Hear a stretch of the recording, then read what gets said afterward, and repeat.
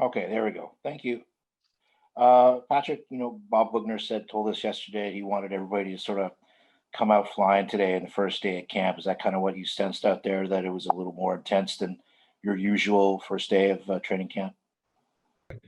Yeah, I think everybody just being excited to get back out there and as a group, but definitely, message from the coaching staff was we got a short camp here, and we're diving right into the regular season. So we wanted game speed and game intensity, and I think first day we did that, and we're just going to build off of it now.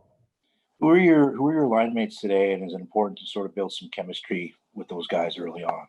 Yeah, I was with Gambrell and Leonard today, so two really good players, really fast, and we chewed that ice up pretty good early on. So as the practice went on, things were getting a little sloppy, but for the most part, we zipped around pretty good out there. Shane? Hey, Patrick, good to see you again. Happy New Year. Happy New Year. I was wondering for yourself, you were part of the 2004-05 lockout, the 2012-13 layoff. How is this layoff different for you physically and mentally? I think it probably helped a little bit going through that one. I think there was more of a light at the end of the tunnel, knowing that other leagues were playing and that we were working towards playing. We had agreement already in place, so going to the rink and working out wasn't so much like, oh, when am I going to play? You have to keep in your mind, like, I got to keep doing this. I got to keep working out, playing, getting bigger, stronger, all those things that you do in the off season, getting healthy, knowing that as soon as they say that word, things are going to happen pretty quick. And that's exactly what happened here. And the guys that were working out together in San Jose and everywhere else, I think they all had that mindset. And what did you learn from your time in the bubble with the Penguins that you've passed on or that you can pass on to the guys?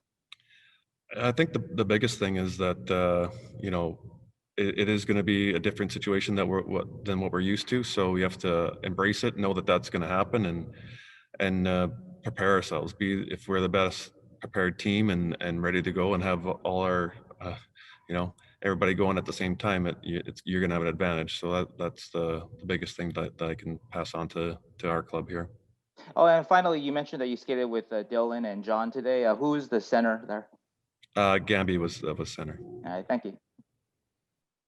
Kevin? Hey, Patty, good to see you. I hope you're doing well. Do you remember the quick start you got off to in the last shortened season there in 2013? Now that you remind me, yeah, it was, that was a really good start, and hopefully something like that could happen again. That'd be great.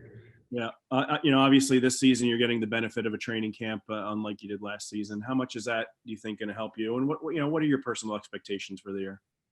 Yeah, no, it can only help. I think being out there with the guys and going through the train camp, the rigors. You get that bonding where you're up and down that ice every day, and you're working out in the gym with everybody, and you get that togetherness. And for me this year, like always, I'm going to go out there and do what I do as much as I can, and try and help the team win any way I can.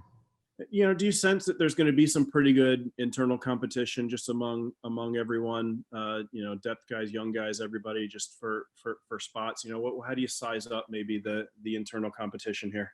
Yeah, I think we have a lot of great players on the team, a lot of good players, a lot of guys coming in fighting for spots, and I expect the competition to be really high. And it's going to be a really good camp for that. And it's the tone's been set. We've talked about it, and there's spots open, and these days leading up to the regular season are going to be a lot of work for everybody involved. Thanks. Curtis? Hey, Patrick, I'm sure everybody there who knew Jumbo really well misses him at the camp. But do you think it allows other guys, now that he's not with the Sharks this season, it allows other guys to maybe to raise their voice, to use their voice a little bit more than they had in the past? I don't know about that. Maybe